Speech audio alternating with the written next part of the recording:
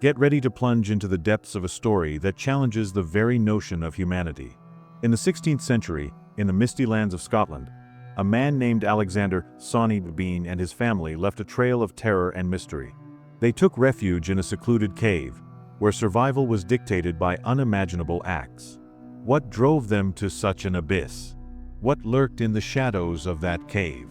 How far can human evil extend? This episode is not just a narrative, but a disturbing journey into the human mind. Prepare to question everything you think you know about the line between man and monster.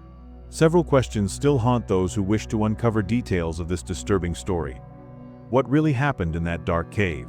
How many lives did the Bean family take? What secrets does the cave still hold?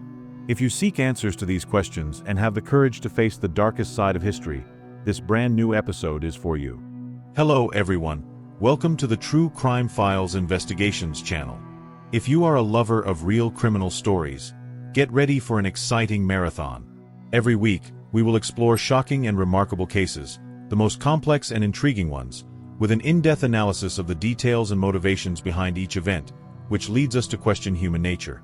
Subscribe to the channel and activate the notification bell so you don't miss any new videos, and ensure you're always up to date with our exclusive content. Leave your like to strengthen our community and motivate me to bring more and more impactful and unprecedented stories. Get ready to discover the backstage of the crime world, learn about the failures of the judicial system and the stories of victims fighting for justice. Welcome to an investigative and emotional journey. I count on you on this journey.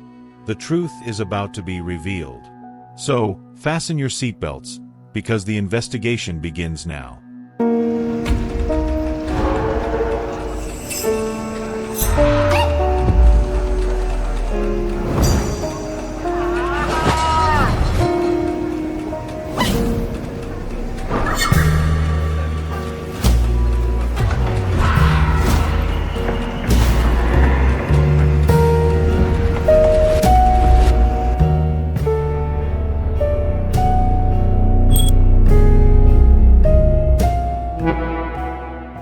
In the heart of the Scottish lands, where the mist intertwines with mystery, stands the somber legend of Alexander Sawney Bean. Born on March 4, 1934, in an agricultural village near Edinburgh, Sawney from an early age showed aversion to the peaceful and honest life of his family. The arduous work, the forced humility, all of that boiled inside him like poison. Sawney's restless soul rejected honest work, dreaming of an easier and more lucrative existence. His dark thoughts caused disgust in his father, who constantly humiliated and mistreated him. Sawney's attempts to redeem himself, to assume his duties and please his father, failed miserably.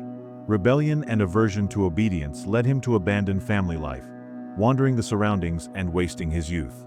In the midst of his wanderings, Sawney met Agnes Douglas, a woman who attracted him with an irresistible force. Agnes, however, was viewed with distrust by the community, accused of practicing dark arts and communicating with demonic forces. Sawney's family repudiated the relationship, but he, consumed by a burning desire, ignored the warnings. Tired of the rules and conventions that suffocated him, Sawney made a drastic decision. On a dark night, he fled with Agnes, leaving everything behind. Without direction, without money, and without food, the couple headed south of Scotland, plunging into an abyss of despair. Hunger gnawed at them, and travelers who crossed their path were seen as prey. The first murder was motivated by necessity, but the taste of human flesh awakened a voracious appetite. To survive as fugitives, Sawney and Agnes avoided communities, hiding in the shadows. Agnes suggested that human flesh would be the solution to their problems, and so they did, with caution and cruelty. To disguise their crimes, they scattered mortal remains to simulate attacks by wild animals, and discarded bodies in rivers and precipices. After weeks of fleeing, the couple found refuge in a secluded cave near the village of South Ayrshire. The cave, located on a traveler's route, became the stage for their atrocious crimes. Ambushes, robberies, and murders became routine, and what began as survival turned into a macabre addiction. Sawney and Agnes's sanity deteriorated, and they became wild beasts, driven only by primal instincts. The family grew, the fruit of forbidden family relationships, thus creating genetic aberrations. For 28 years, the cave was the scene of indescribable horrors, with the Bean family feeding on travelers and reproducing in a cycle of violence and depravity. Meanwhile, in neighboring communities, the disappearance of travelers became a terrifying mystery. Human remains found in isolated places fueled fear and speculation. Demons, werewolves, and vengeful deities were blamed, but no satisfactory explanation emerged. The number of victims grew, exceeding the 1,000 mark, and anguish gripped the region. The lack of clues and the audacity of the crimes fueled paranoia, and the legend of the Bean family spread like a macabre whisper. The story of Sawney Bean is a dive into the depths of human evil, a dark tale that resonates through the centuries. A reminder that the line between man and monster can be thin, and that darkness can hide in the most unexpected places.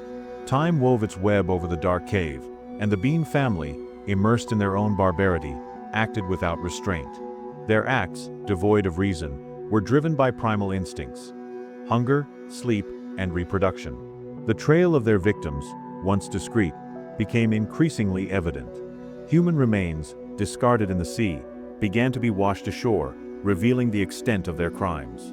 The authorities' attention focused on the lands around the road where the cave was hidden. Rumors of horrendous crimes circulated, and tension grew daily. Fate, implacable, would weave the thread that would lead to the fall of the cannibals. A merchant couple, ignoring warnings about the dangers of the road, decided to return by that fateful path. The Bean family, hungry and bloodthirsty, ambushed them with their usual cruelty. Dividing to surround their prey, the cannibals attacked with fury. The woman was dragged from her horse and devoured before the horrified eyes of her husband. The man, armed with a sword, fought for his life, screaming for help. Monstrous creatures, with deformed faces and grotesque bodies, emerged from the shadows, growling and emitting animalistic sounds. Luckily, a large group of travelers was passing by and heard the man's cries. The approach of the group frightened the creatures, who fled to the cave. The survivor, wounded and traumatized, described the brutality of the attack to the authorities. He insisted that the creatures were not human, but bloodthirsty monsters. His testimony reached the ears of King James I, who decided to act decisively. An army of soldiers, accompanied by tracking dogs, was sent to the death road. The criminals' tracks led them to the cave, where the horror was revealed in its fullness. The scene was grotesque: dismembered bodies, scattered limbs, skulls and bones everywhere, pools of blood, and the nauseating odor of putrefaction. The Bean family, gathered in the cave, was caught by surprise. Alexander Sawney Bean, his wife, and their 46 descendants were captured without resistance. The cruelty of their crimes, which took the lives of over 1,000 people, shocked even the most experienced soldiers. The cannibals were taken to Edinburgh, where they were subjected to torture and sentenced to death. The children and women were forced to witness the execution of their parents and siblings before being burned alive. Alexander Bean, impassive, uttered his last words, predicting the eternity of his legend. The story of the Bean family became a dark tale, echoing through the centuries. Travelers who venture into the lands where the crimes occurred report hearing screams and feeling the presence of invisible eyes. It is believed that some members of the Bean family escaped, perpetuating the lineage of horror. The story of Sawney Bean inspired the 2006 film The Hills Have Eyes, directed by Alexander Aya. And other curiosities are noteworthy in this disturbing story. Therefore, let's delve into the somber saga of Sawney Bean, a true detailed immersion into the legend of terror. The Benain Head Cave was a true subterranean labyrinth. Imagine a maze of tunnels carved by nature, stretching for miles under the rugged coast of Ayrshire. The Benain Head Cave, a place of natural beauty contrasting with the horror it housed, was not just a hiding place, but a dark kingdom where the Bean family reigned supreme. The complexity of the place was such that it allowed the clan to move unseen, ambushing unsuspecting travelers and disappearing into the depths of the earth. The cave was not just a shelter, but a macabre home, meticulously adapted to the needs of the clan. Secret chambers served as deposits for human flesh, salted and dehydrated for later consumption. Slaughter areas, with traces of blood and bones, testified to the violence that occurred there. The darkness and isolation of the cave created an environment conducive to the moral degeneration and bestiality of the clan. The family was degenerate. The structure of the Bean clan was composed of consanguineous relationships, and this generated children with severe deformities. The Bean clan was a microcosm of horror, where extreme consanguinity generated physical and mental deformities. Marriages and sexual relations between parents and children, brothers and sisters, were the norm, resulting in offspring with grotesque characteristics and animal behavior. Genetic degeneration was evident in their faces and bodies, reflecting the moral perversion that consumed them. One of the most impressive facts was the cruel division of tasks. Each member of the clan had a specific role in the machinery of terror. The strongest and most agile ambushed and murdered travelers, while others took care of the preparation and storage of human flesh. The women, in addition to procreating, assisted in the crimes and in the maintenance of the cave.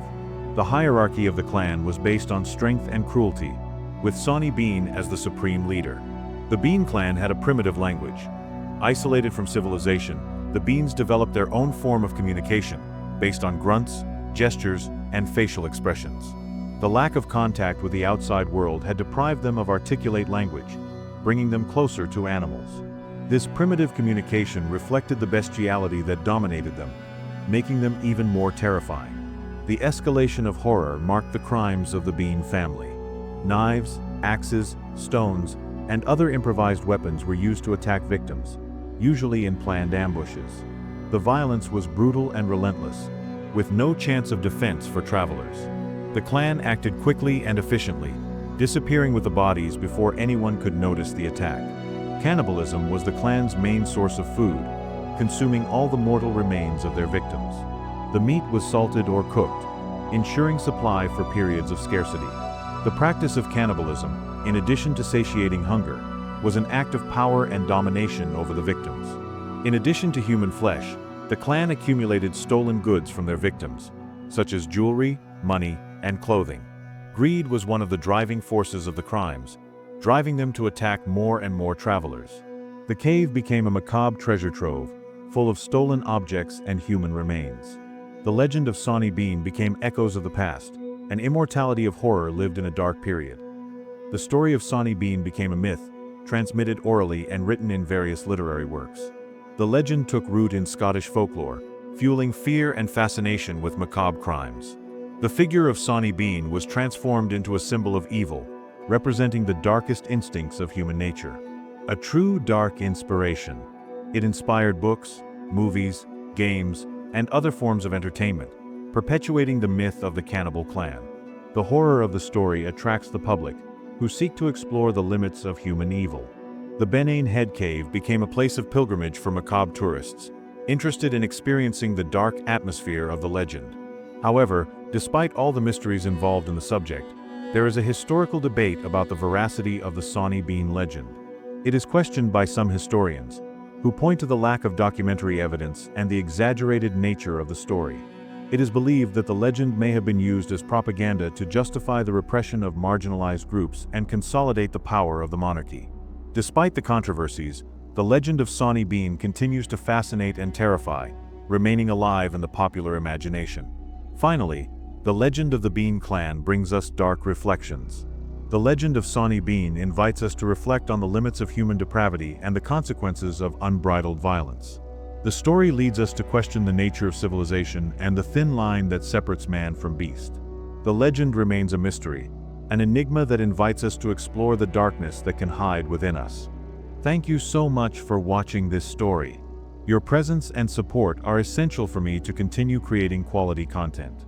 So, if you enjoyed this story, please like and subscribe to our channel so you don't miss any new episodes. Your subscription and comments are fundamental for me to keep bringing quality content. Leave your opinion in the comments, always with respect for the victims, and together let's build an even better community. Thank you so much for following my work, and I'll see you in the next episode.